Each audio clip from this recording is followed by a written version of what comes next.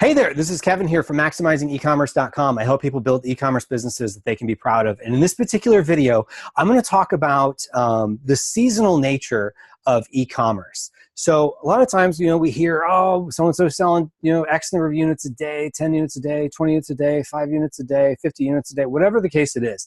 They're really talking about averages because the reality of it is, and if you've been selling in e-commerce, it's not flat, steady. It's a lot of, basically, it feels like a roller coaster ride sometimes. And the ride can be really fun when it's way up there, and it can be almost, for lack of a better word, heartbreaking when you're not doing quite as well. And if that's happening to you, it could be because maybe your product is seasonal. If you're selling the things that you use to scrape the ice off your windshield, they don't really use those here in Florida, so I couldn't get that word off the top of my head. Or that might be very seasonal to the winter. And then if you're selling maybe barbecue equipment, which I would advise not to because it's a pretty crowded market, but sometimes it's fun to try things that are crowded. But barbecue is going to be more seasonal to the spring and summer. And then, in the winter when people aren't able to go outside in much of the country, it's not going to sell as well. So, but beyond seasonal products, every product has a seasonality, and that's just because there's demand fluctuations. So I'm going to show you a graph here that I found on this website called Statista. And in it, it shows, you can basically see Amazon's quarterly revenue from 2007 over here on the left up to the end of Q4, which is the holiday season in 2017. So for that 10-year period, or actually 11-year period, you can see it's a lot of up and down. Like and you can keep seeing there's like this kind of like surge in the fourth quarter. Every time you see these little bumps, that's the fourth quarter. That's the holiday season. Why is that? Well, think about Christmas shopping, holiday shopping, Hanukkah shopping, whatever someone's holiday is. There's a lot of people that have big gift-giving holidays, and you know exactly what I'm talking about. I'm sure you do.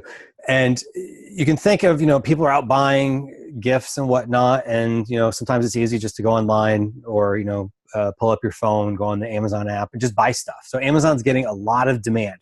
And even if you're selling products off Amazon, you're going to notice you're going to get a bump around the holidays just because people are shopping.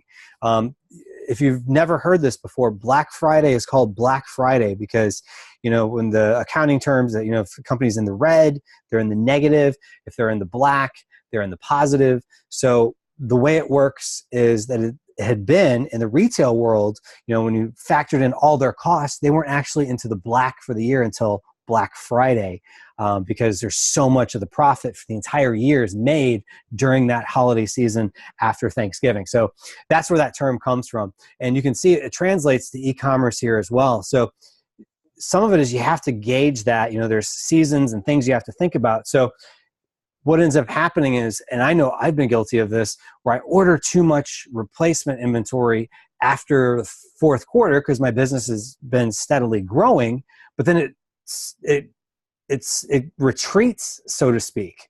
And I have to remind myself that I have to account for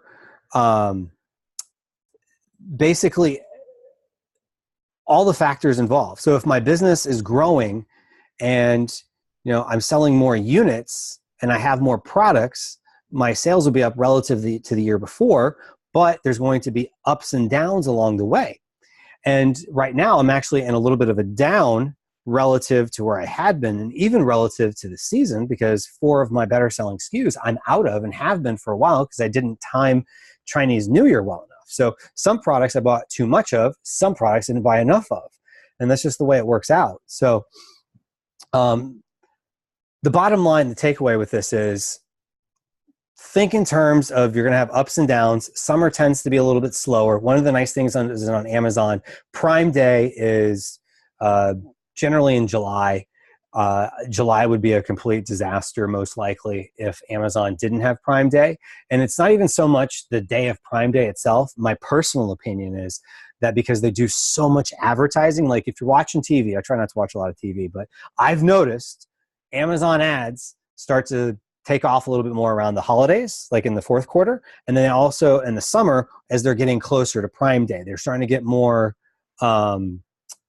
awareness, so to speak, or, you know, brand identity, or, you know, whatever the case is they're trying to go for. They're getting more people talking about Amazon and thinking about Amazon as a platform to go out and buy products. So that helps us as sellers, because we're going to get a little bit of a bump relative to what we would during the summer, because people, they're out having fun, they're taking vacations, they're not thinking about buying stuff online. But then when you get to the fourth quarter, now all of a sudden you'll start to notice, and I see this every year, August is a big down month because there's no more, what's the word I'm looking for? There's no more advertising, so to speak, for Prime Day. People are starting to shift their money towards back to school items. So if you have products that work for back to school, you might see a little bit of a bump. But people aren't really buying as much stuff, like just regular stuff. Whatever it is that you're selling, it's probably going to be affected by people are focusing their efforts and money on back to school. Or they're just saving their money because they spend a lot of money on vacations during the summer in a lot of cases.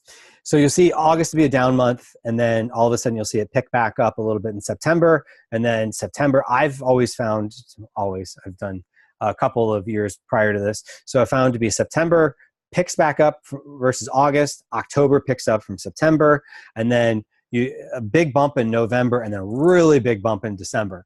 And, you know, it starts to slow down as you get a few days before Christmas, because at that point people would have bought the Christmas gifts that they were going to buy. And then you start seeing a little bit of uptick relative to what you'd see in January. So in basically the end of December and January, it starts to come down, down, down. It's not as drastic of a drop off as long as you have inventory in stock. I found, and this is more my opinion, because at the end of the year and going to the beginning of the year, people are spending their gift cards. So think about it, a lot of times people just give gift cards because they're not sure what to buy the person. Hey, here's a gift card, just buy whatever it is you want, whatever makes you happy.